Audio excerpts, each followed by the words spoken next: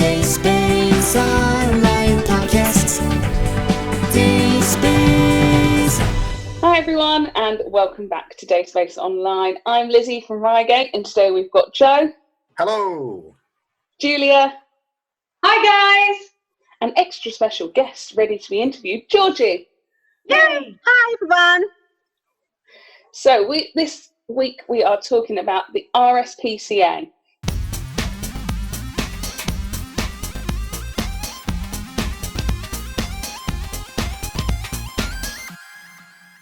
So the RSPCA, when it was first started, it was just called the SPCA, the Society for the Prevention of Cruelty to Animals.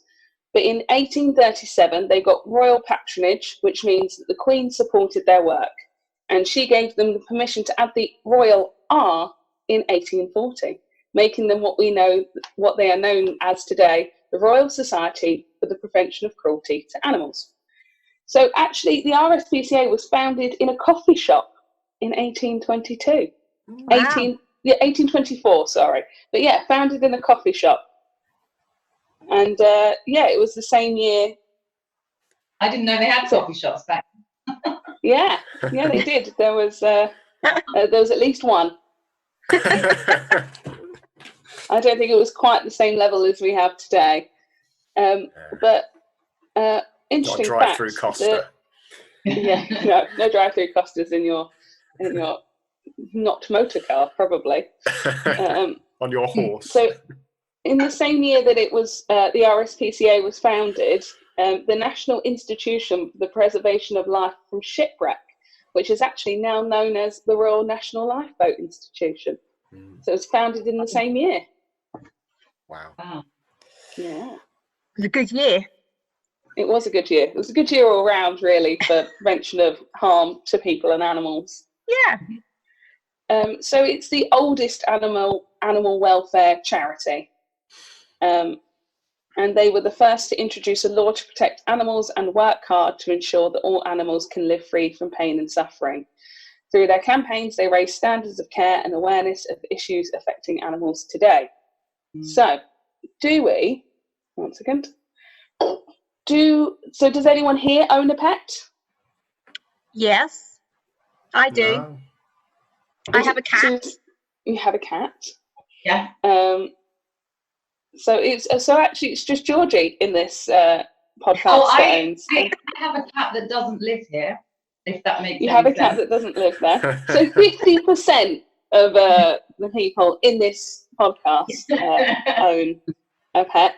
But do we know what percentage of people own a pet generally? No.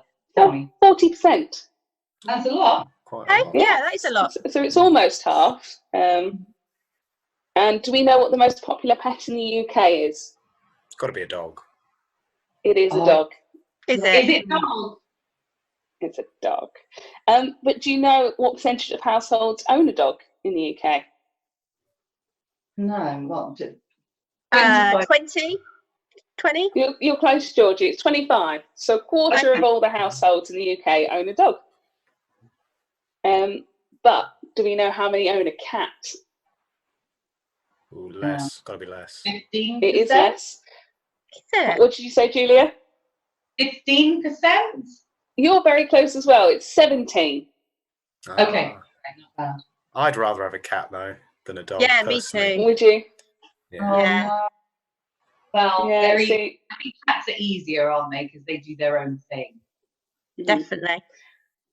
yeah. I only live in a flat, so pets are not ideal in this environment.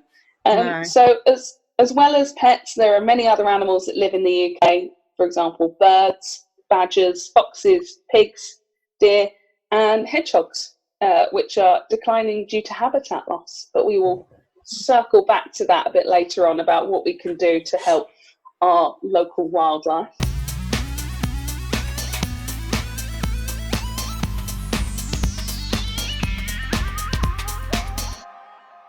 So let's talk a bit more about what the RSPCA do.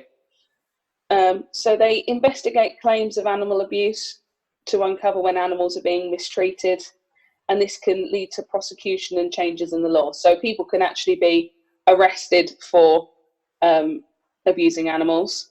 In 2015, they secured 1,781 convictions. That's I'd say of that's a lot. There's a lot of bad people doing bad things. Yeah, it's awful, isn't it? They also change laws. So they campaign to improve animal welfare so that animal cruelty is made illegal. And they do this through petitions, raising awareness, and showing the information gained from their investigations. So do we have an idea of what some of these laws were that they changed? Well, I know that they introduced in 2007 the Animal Welfare Act, which became law in England, and that it places legal obligation on the owners and keepers of animals to care for them properly. If they don't care for them properly, they get prosecuted. The law comes down on them. So that's one thing that I know. Okay. So some of the laws that they changed were fox hunting, badger baiting, and dog fighting. Yeah. Oh, good. Yeah, that seems to be good things. Do we know? I'm looking here at some beautiful pictures of horses. Do we know what percentage of people own a horse? Ooh. It's even less than a cat. Yeah, I'm going to say about 6%. 5, 3, 4%, something like that. It's even less than that. It's 0.3%. Wow. Oh, yeah, well, of course. Yeah. Yeah. They mostly live near me, I think. Julia, our resident horse whisperer. Well, they are big and they are expensive to look after, so it's no surprise, really. Yeah. Although we do work with someone who has a horse. Yes, we do. Yeah. Oh, yes. Lauren. Yeah. Oh, she has a horse. Oh, lovely. She has a horse, yeah. Yeah. So some of the other things that the RSPCA do is they do animal rescue. So every year the RSPCA receives hundreds of thousands of calls about animals that need help. And some of these animals are taken in to be cared for. And last year over 102,900 animals were rescued and collected. So new homes, animals that are rescued are given the care they require. Some of them are then released into the wild. However, many of them are house animals who find new loving homes with people who will look after them. Last year, 44,611 animals found their forever homes through the RSPCA.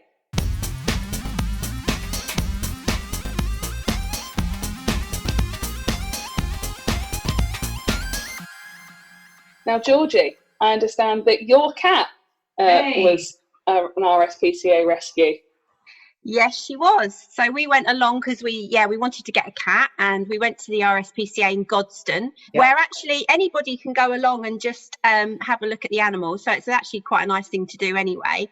And we found our cat. Well, she found us, really. She came up to the front of her pen and gave us her little kitty eyes and said, "Take me home," and that was that, really. But what was great was that the RSPCA, they really look after them. The areas that they're kept in at the RSPCA are really big, so they've got lots of freedom. And the people from the RSPCA came to our home and they met our family and looked at our house and our surroundings to decide whether it was a suitable place for a cat to live. And they decided that they thought that we would look after a cat well. And then about a week or two later, we went and picked her up. So, and she was about 9 months old when we picked her up. So, it's lovely. So did they give you lots of support as to how to look after your cat? Yes, they gave us lots of booklets to read and kind of spoke to us about what we should do. Obviously, depending on the situation the animal has been rescued from. So they weren't too clear because our cat had come from another RSPCA place in London. They weren't overly clear about where she'd been previously, but we learnt that from having her for the first couple of weeks that she clearly wasn't very keen on men. So whether something had happened to her involving a man, I don't know. But now, I think a year and a half on, she's very happy with everyone in our household, and she loves men and women equally, and she's very happy. So it just takes that little bit of time to get back to kind of normality, I guess, after you've been in tricky situation. What's her name, Georgie? Beasley. Oh, Beasley. After Max Beasley. Off of Excellent. Well, no, but she was already called Beasley when we got her, and although we had some other names that we were going to give whoever the cat, you know, ended up that came to our house, but because my kid's head mistress at the time was called Mrs. Beasley, we decided to keep the name. Quite fun. I like that. That's a fun story. Oh, well, good for you. That's so lovely. I have been round RSPCA centres. The one at South Godstone, yeah, we went round there. But they're brilliant. Well, if I ever do get a pet, that's where I'll go. Yeah, Yeah. and when you get your pet, you are asked to give a donation, financial donation, obviously, which then goes towards the charity and helps them to then help other animals. So that's the deal. Apparently, the RSPCA also help with low-cost vets for pets as well. Ah, They'll Oh, help you that's good. source a That's low-cost good. vet. they It are. is. 'Cause I think a lot of people are turned off the idea of having a pet due to potential expense of Yeah, no, it's looking expensive. after an animal. Yeah, very.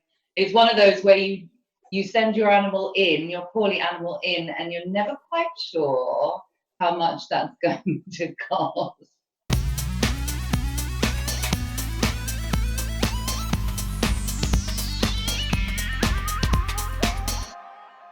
So, other things the RSPCA do, I've gone on to the next slide and I'm looking at this lovely dog called Rolo. Oh, And Rolo was rescued by the RSPCA from a puppy farm, and he was rehomed, and he now works as a pets as therapy dog. So he goes into hospitals and care homes and helps people going through struggles there and makes them feel happier. and they're and- lovely. We've actually had the pets as therapy people in a few times at Dayspace. We have, yeah. And they bring their dogs, and they're always lovely and calm and settled, and they like going up to people and they like saying hello. But there are apparently around 4,500 active visiting dogs and 108 cats at work with pets therapy in the UK. Oh, that's brilliant. I've Wow. also heard of a therapy horse. I don't think we'll get it through the doors at Dayspace, would we? No, although we have had a pony. Oh, did you? Yes. Yes, of course. And a duck. And ducks and chickens and all sorts. This is why you should come to Dayspace for Pets Week. Absolutely. Animals galore. It's a veritable menagerie. And that's just the staff. Exactly. Now. So with the RSPCA, it's obviously a charity. So they get a lot of their money through fundraising. So has anyone done any fundraising before? And what did you do to do your fundraising? Specifically for the RSPCA? Or? No, just in general. How have you fundraised before? I went carol singing as a young teenager for the NSPCC. And a group of friends, we knocked on doors and sang, and people threw money at us, which was brilliant, and that went to the NSPCC. That was a very long time ago. You don't do carol singing in summer then? No, it's very seasonal activity, yes. Yes. And I, like yourself, I think, Lizzie, have done walks for charity. So I did a marathon. So it's 26 point, whatever a marathon is, 26.4, is it? Mile walk Something like that. for Macmillan. A couple of years ago. So that was good. Yeah, and I did the same last year. I still have bruises on my toes to prove it. I did a few things for Comic Relief when I was at school. Oh, One yeah? time Did I you sit in think a baked bean bar? No. It was sort of dressing up and things like that. And one of them, I was a hippie for a day or something. Oh, yeah. Fun. Were you called Neil? I've no idea. I just dressed as a hippie. I just felt like it, and then someone sponsored me for it. Why not? I've Hilarious. definitely done a few sponsored silences in my time, and Oh, yeah. I think I Yeah. raised quite a And lot of money for thing. that. Yeah. A book reading thing at school we did once. So, Yeah. you had to. It was a day of book reading. Everyone had their sleeping bags out in the hall, and we just read books for hours and got sponsored That to read. sounds Yeah. like the best sponsored event ever. Yeah. Mine was a bit more strenuous. We cycled from Dorking to Chichester to raise money for the church roof about 5 years ago, which was really How cool. long is that cycle?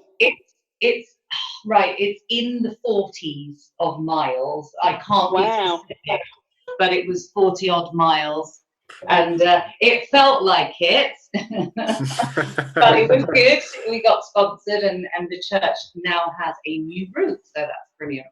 Fabulous. Right. I've also done sponsored swims, and I know that one of our customers did a sponsored swim last year as well. So there's lots of different ways that you can get involved in fundraising, and it doesn't all have to be physical activity. You could do a sponsored readathon like Joe did at his school.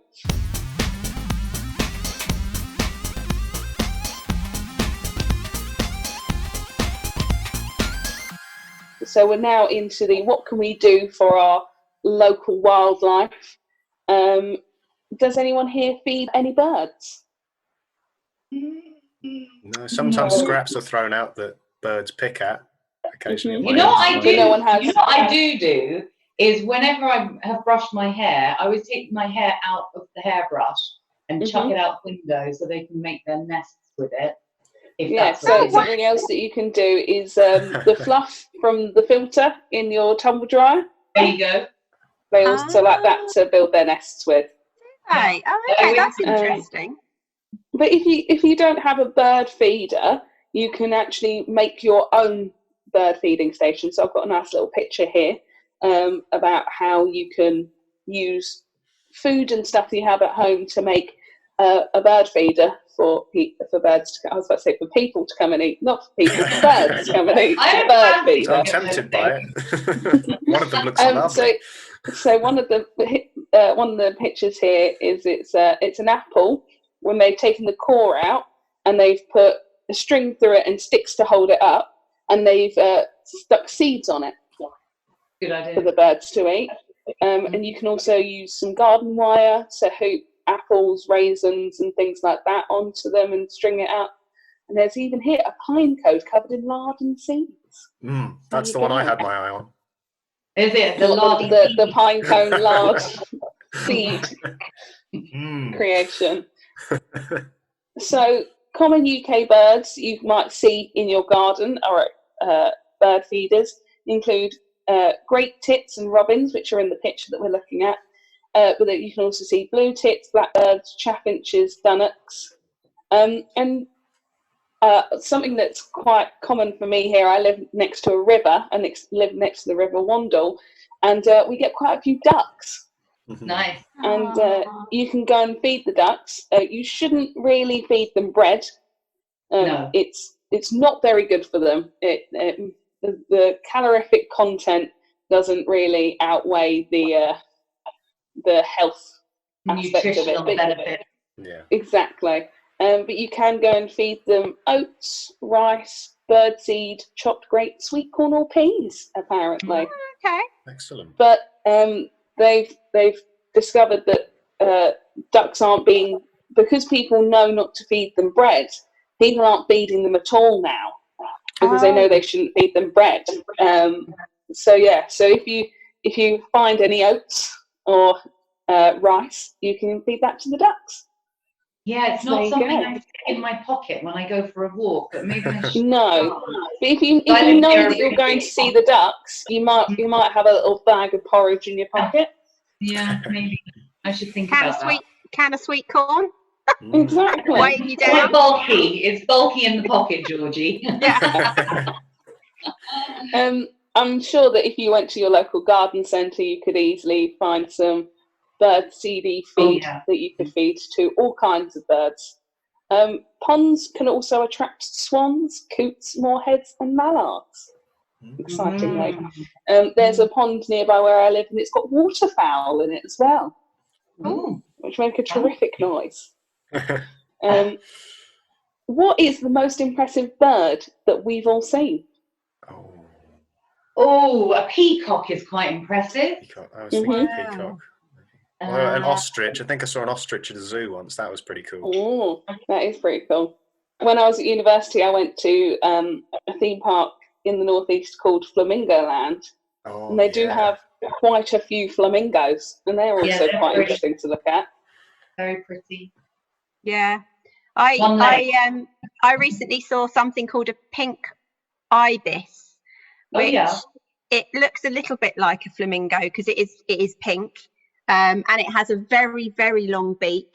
But it's stunning. It was that kind of really rich pink. It was the most amazing. I couldn't stop taking photographs of it because it just looked so amazing. Oh, I will Google it, Georgie. Yeah, it's very When cool. I was in Australia, I saw quite a few ibises, and they're actually quite a pest to the local environment. Yeah, they are. I think they call them garbage chickens or bin chickens, something like that. They are like the seagull to the Australian people. Talking of Australia, you can't beat a kookaburra, I don't think. No, that is a pretty exciting bird.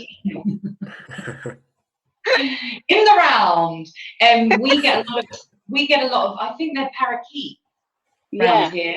Oh yes. And big flocks of them. They just land in a tree, and they're really colourful. Did you know that all the parakeets that you see in Surrey and the surrounding areas all came from one aviary? Yeah, there you go. And they've just bred, haven't they? Well, yeah, they escaped and have now made their way in the world. Yeah, there's that old myth that they all came from the filming of The African Queen, the old Humphrey Bogart film back in the 50s or something, and that they were brought over to make an area around London, or maybe it was in Surrey, I can't remember, or maybe it was near Pinewood, the film, the big old filming studio. Thank you, Julia. And they brought them in to make it look like it was in Africa, in a kind of along a river in Africa. And then some of the birds got away, and apparently then that's where all of these parakeets have come from. But I don't know. It might not be true. I think it might be a myth. Either way, it's a good story, isn't it? Yeah. Yeah, definitely.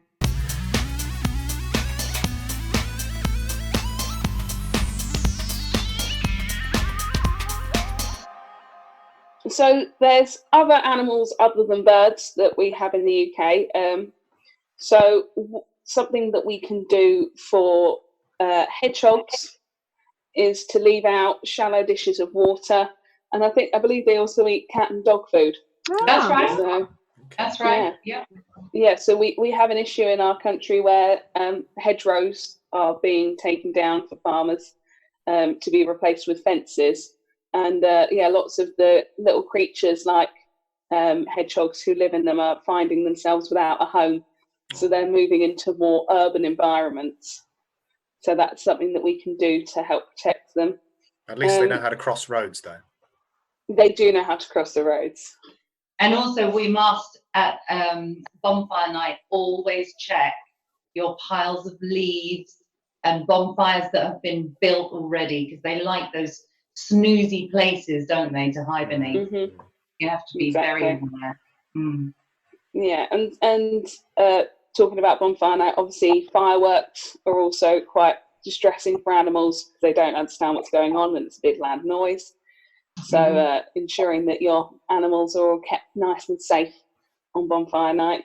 We also need to make sure that we're taking our animals out for exercise where appropriate. So dogs going for a walk, and while we're still allowed to do our one daily walk for exercise, we can take our dogs out then.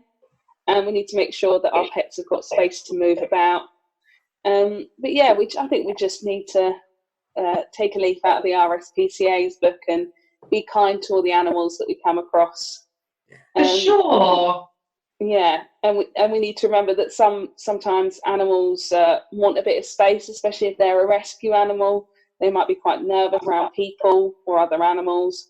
So make sure to give them space, and always ask the person who owns the animal whether you're allowed to go and touch it or things like that. Yes. Obviously, we've also got assistance dogs, and they're normally wearing some kind of almost like a jacket or a special collar and lead, which tells you that they're an assistance animal. So we should let them do their job and not distract them.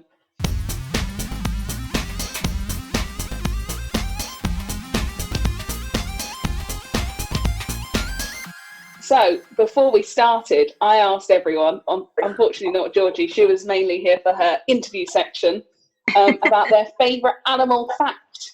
So Julia, what is your favourite animal fact? Well, my favourite animal fact is the sea otters. Okay, now they live along the coast of the Pacific Ocean in North America and Asia. And I love the fact that when they go to sleep in the water, they hold hands, so they don't drift away from each other while they're asleep. And I thought that was just that's really sweet. Oh, gorgeous. I know. And they kind of hold hands. Cute. Did you know that otters sometimes have a favourite pebble that they will carry with them? No, I didn't. Yeah, that is lovely. Yeah, They make they're fact. really cool. They're really fun. They make like water slides for themselves to like slide down and into the water. Yeah, it's cool. And something that I've found since going into isolation is there's lots of zoos and aquariums around the world that have webcams and live feeds of all the animals.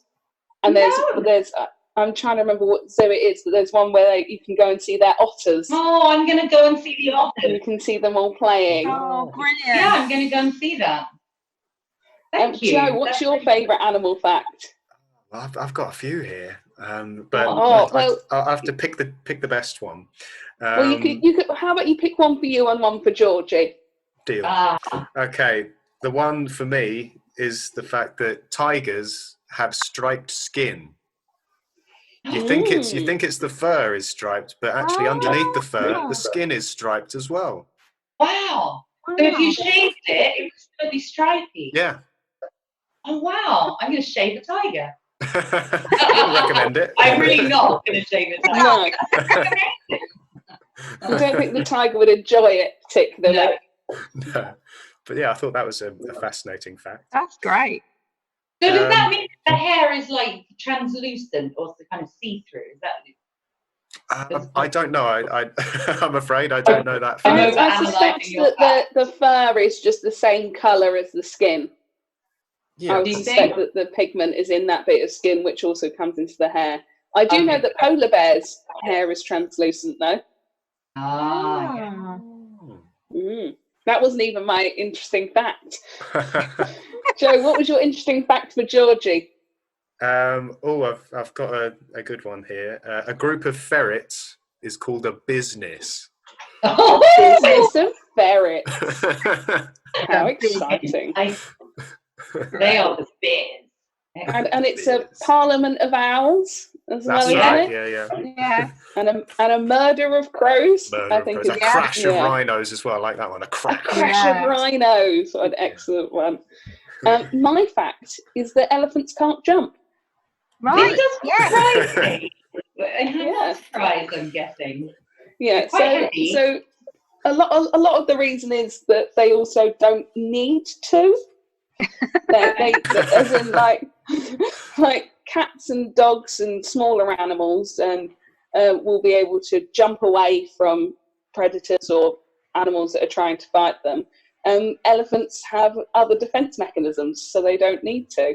But also, as you said, Julia, they're quite heavy animals, so to be able to lift that up into the air is quite difficult. But they're the skeleton in their legs, so the bones in their legs are actually, they all point downwards, so you can't get the actual spring up.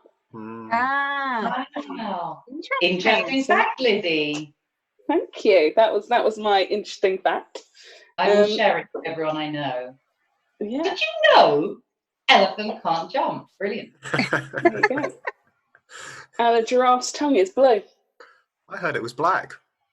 Or black, but it's kind of the bluey black colour. Really black. Very, very, very, very, very dark blue. Fabulous.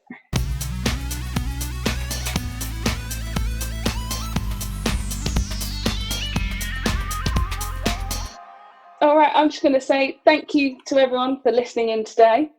We hope you enjoyed today's topics, and you can go and tell someone your newly learned fact, whether that be that an elephant can't jump or any of the other interesting things that we've learned. And we'll see you all again soon. Bye. Bye-bye. Dayspace online podcast.